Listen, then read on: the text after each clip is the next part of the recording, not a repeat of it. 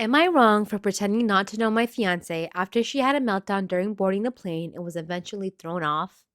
I imagine I'm going to get raked over the coals for this one. So, my fiance, maybe not for much longer, and I were on our way back from a vacation recently. It was a great time and everything went off without an issue. That is, until we started boarding the plane. Now I know better. I only bring a small backpack with essentials in case I don't get my checked bags. I can survive out of this backpack and it will always pass baggage check for size and weight. I've done a lot of traveling, so why fight the system? My fiance didn't want to listen to my advice and chose to bring basically a regular full size bag that barely fits the standards of a carry on. But generally speaking, the airline worker doesn't want to deal with the trouble and allows it through. But this time, the airline worker was not having it. It was a packed flight, we were boarding last in economy, and it was just a shit show. I got through just fine first with my little backpack, but I could hear the argument from the boarding tunnel thing and it was getting heated. I was about to go back and try to smooth it out, but my fiance rushed past and just boarded the plane. I assumed, not having heard it super clearly, that the attendant had given in and let her on. That was not the case. So we found our seats and settled in.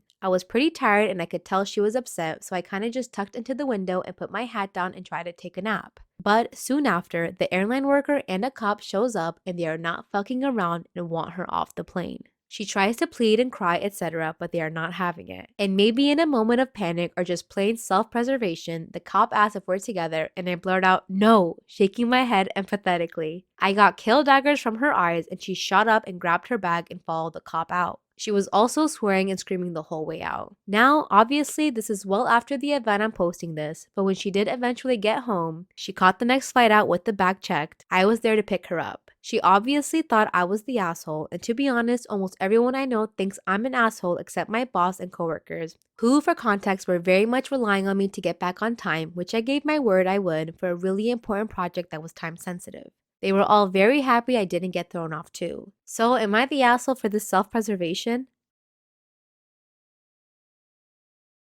I just learned that my boyfriend doesn't know how to spell. I know this sounds funny, but listen.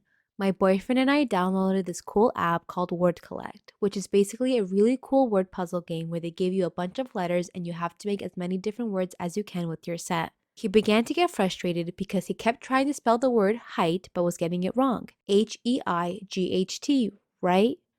Wrong. I looked over to see him writing Hitee. Height? Thinking he was joking around, I shuffled the letters and asked him to spell something else. And he proceeds to spell anger. Angrr. Like as in anger. So if you ever want to find out someone's vocabulary skills, download Word Collect. Use the link in my bio to download the app today.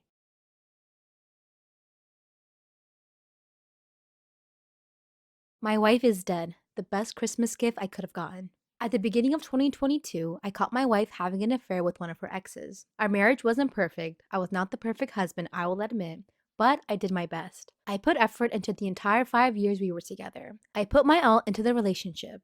Her, I could not say the same. I was forced to confront the reality of who she truly was shortly after I caught her. She illegally evicted me from our shared home, lied to the police to try and get me arrested, tried to get me fired from my job, and tried to turn all of my friends against me. Some of these succeeded while others did not. She made my life a living hell since the day I asked her for the divorce and has planted her heels into the ground over our separation to try and drain all of my finances and emotional strength from me. The only upside is that we have no kids for her to use as weapons, but I soon found out that her policy of strict birth control with me did not extend to her suitor as he got her pregnant 5 months ago. I thought maybe this would help speed along the divorce, but it only railed her in efforts to destroy me. On Christmas Eve, my wife and her suitor went to a party where both of them got drunk. I find this fact terrible as all of her friends knew she was pregnant as well. Her suitor drove them home, a mistake that would cost them both their lives. In the state I live in, our divorce is now considered to never have even started. I will be able to claim her life insurance policy for myself and move back into my home. Her parents called me up distraught yesterday, acting as if the last year had never happened and offered their full support to my funeral preparations for her. My confusion here was beyond belief, but the apple does not fall far from the tree when it comes to my wife. I told them if they want a funeral, it was coming out of their pockets. I will pay for her to be cremated and deliver her ashes to them in the cheapest urn offered if they desired. They called me horrible and tried to guilt me about her life insurance, but only after 4 minutes on the phone with them, I hung up and blocked every one of her family members. I'm going to be taking a few extra days off work to move back into my house over the next week. I've already made arrangements to have her stuff hauled off so my home will be an empty canvas to start my life anew. I don't know if there is a God or this was just karma, but I truly believe now that I have come out on the other side of the storm.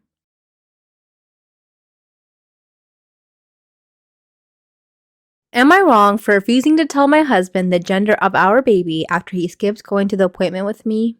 My husband and I are expecting. This is our first baby and we're excited. Thing is, he barely attends any doctor appointments with me and his excuses aren't even valid. He's willing to miss the doctor appointment over soccer or a drink or board game with friends. His response is always, I'm not the one carrying the baby. Why do I have to go to the doctor with you? Regardless if you're carrying the baby or not, you're still the baby's father, right? Duh. He texted me asking me to tell him the results, boy or girl, but I refused to tell him. He kept spam calling me, but I hung up each time. He came home fuming and demanding I tell him the results, but I refused and bluntly told him that since he refused to attend the appointment, then he gets no results until the baby's born, and I said I was willing to die on this hill. You know what? I wish I could be that strong, but I can never keep stuff to myself, and I feel like I would blurt it out by accident or on purpose.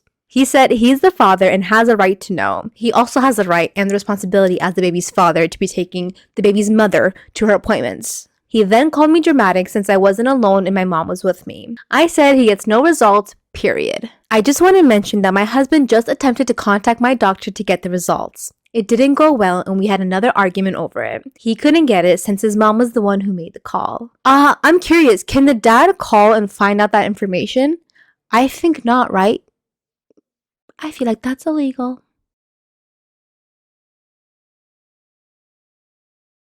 Am I wrong for getting a hotel room for my daughter entirely for herself after her stepsisters made her sleep on the floor? My dad passed away 2 weeks ago. Me, my wife Candace, and my daughter 16, Shiloh, and her stepsisters 19 and 17 flew to my hometown to attend the funeral.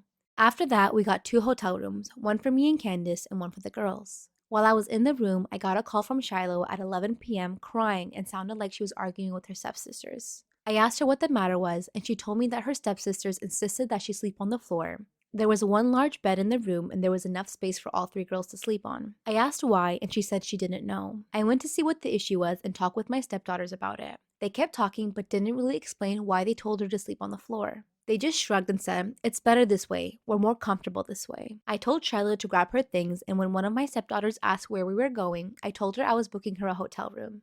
Both looked upset but didn't say anything, but they must have called their mom because she was awake when I got back and started arguing with me about giving Shiloh an entire hotel room for herself. I explained why I did it, but she said I wasted money and that Shiloh could have sucked it up for one night on the floor. I called her unreasonable for this, but she told me I showed the girls that I'm playing favorites and made my stepdaughter share a room while I gave my daughter the entire room for herself. We went home and Candace is still breaking up saying I mishandled this. She even pointed out how my stepdaughters are upset since they're not speaking to me. Edit. It was Candace who got a room for all 3 girls as to not stir any drama and save money. She was in charge of hotel reservations since I was emotionally distressed. Also, Candace did not expect Shiloh to sleep on the floor. She wanted all 3 girls to share the bed. If she wanted all 3 girls to share the bed, why did she say Shiloh should just suck it up and sleep on the floor? Why don't you sleep on the floor and give her your spot on the bed? Go sleep with. Oh my god, this post makes me so mad. I don't even want to give my opinion on it. Ew, ew, ew, ew. For those who are calling me an asshole for giving my daughter her name, her mom did that and she's deceased, so please let's not focus on that. And also, I've known my stepdaughter since they were little. We're pretty much family and Candace is a stay-at-home mom, but I give her full access to my money since this stuff was already discussed beforehand. Pretty much everything was.